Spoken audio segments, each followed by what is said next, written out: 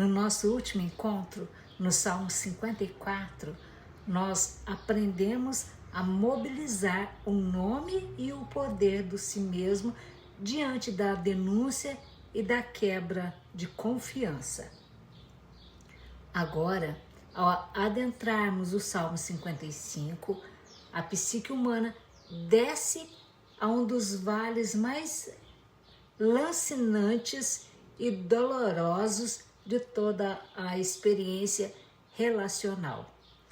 O luto da traição íntima e a urgência de integrar o peso do desamparo sem recorrer à fuga neurótica.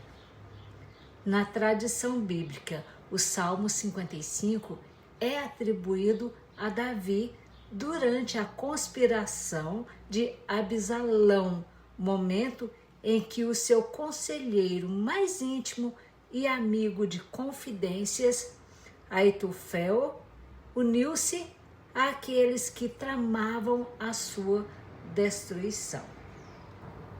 Sob a ótica da psicologia analítica de Carl Jung, este salmo retrata o momento em que a ferida não é aberta por um inimigo declarado, mas por uma figura de forte apego emocional. Alguém com quem o ego compartilhava o pão e o lugar sagrado. É o retrato clínico do choque traumático, da vontade de fugir para o deserto para escapar da dor e do posterior ato de maturidade psíquica. Lançar o fardo sobre o si mesmo, descobrindo que a sustentação da vida não depende da lealdade alheia, mas da fidelidade inabalável do nosso próprio centro. Vamos analisar este salmo em toda a sua densidade arquetípica, clareza simbólica e aplicação para a clínica e para a vida real. Antes, porém, peço que se inscreva no meu canal e curta este vídeo. Versículo 1 a 5. Dá ouvidos, ó Deus, à minha oração, e não te escondas da minha súplica. Atende-me e ouve-me. Lamento no meu desabafo e me agito pelo clamor do inimigo e pela opressão do ímpio, pois lançam sobre mim iniquidade e com furor me odeiam. O meu coração está dolorido dentro de mim e terrores de morte caíram sobre mim. Temor e tremor vieram sobre mim e o horror me cobriu.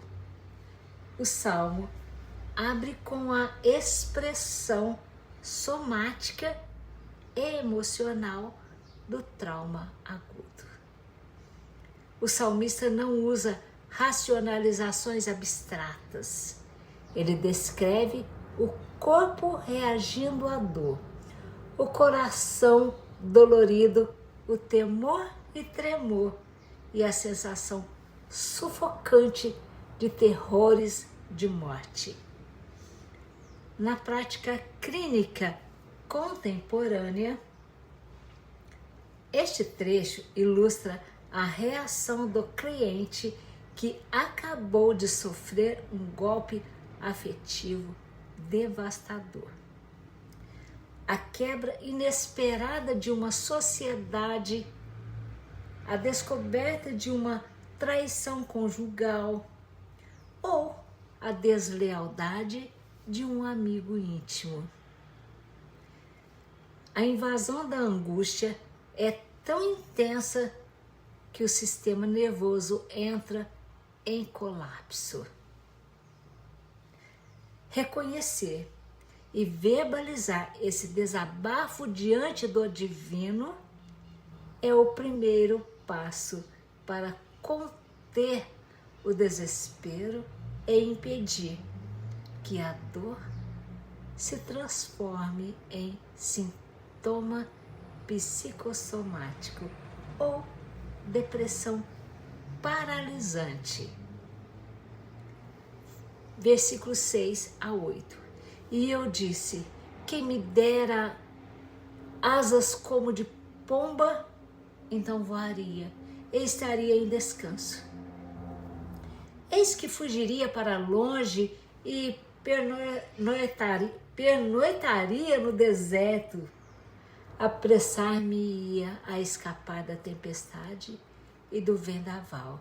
Aqui surge uma das metáforas mais universais do inconsciente, o desejo por asas como de pomba, para fugir para o deserto. Sob o olhar analítico, o anseio de voar para longe representa a fantasia de fuga do ego. Diante do vendaval das relações humanas, o primeiro impulso da psique ferida é o isolamento, a negação ou a retirada para uma torre de marfim. O deserto aqui simboliza o refúgio do silêncio, o lugar onde ninguém mais possa nos ferir.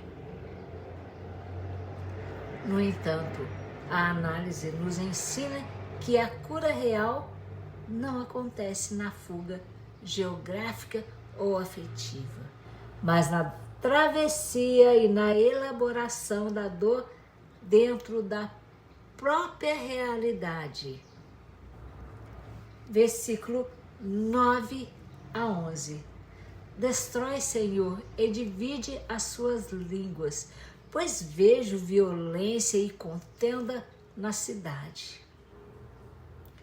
De dia e de noite a cercam sobre os seus muros.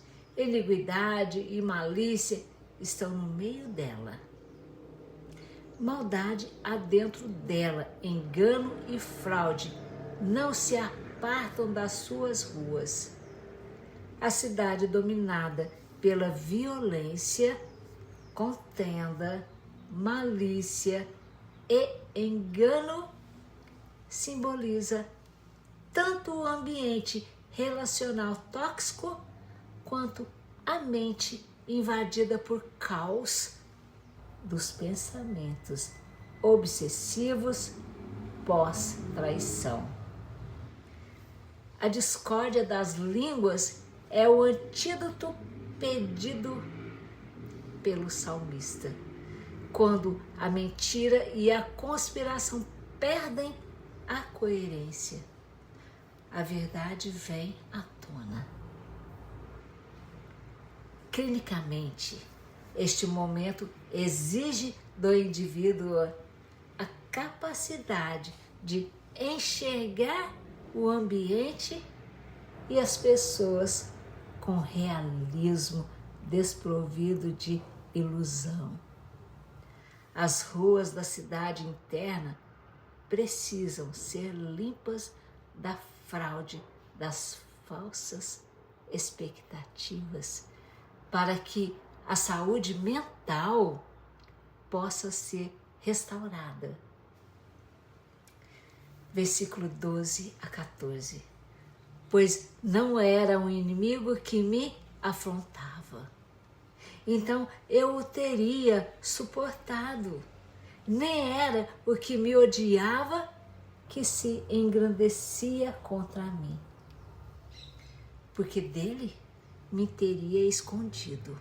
Mas eras tu, homem, meu igual, meu guia e meu íntimo amigo. Isso dói, né, gente? Dói muito. Consultávamos juntos suavemente e andávamos em companhia na casa de Deus. Chegamos ao ápice emocional e dramático do Salmo.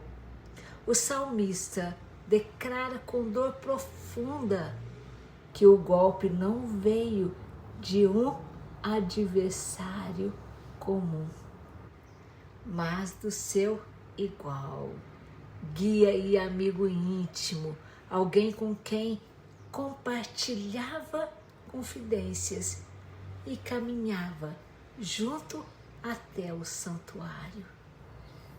Na jornada da individuação, este é o arquétipo do irmão sombra, amigo traidor, a decepção com o outro que funcionava como um espelho da nossa própria alma. Suportar o ataque de quem nos odeia é simples para as defesas do ego, mas metabolizar a deslealdade de quem compartilhava a nossa intimidade e os nossos valores mais sagrados é o teste supremo de maturidade. Este choque quebra a projeção infantil da lealdade absoluta do mundo externo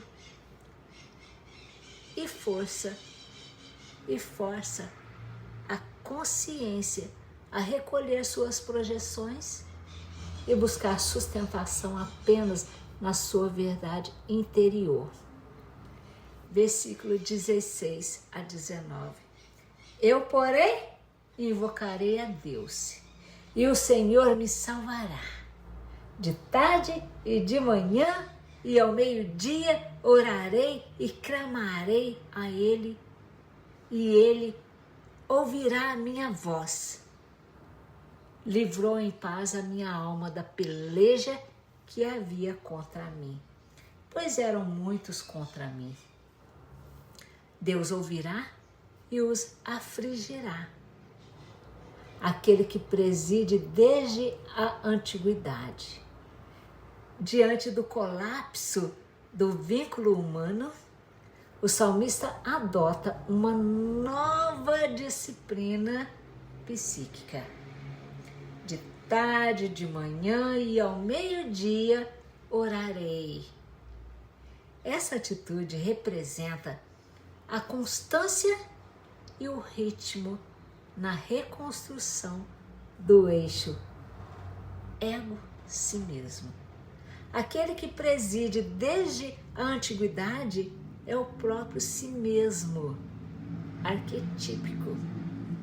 A força que antecede e sobrevive a todas as crises temporais do ego.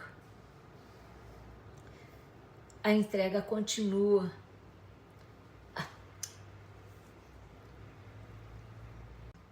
Versículo 16 e 19.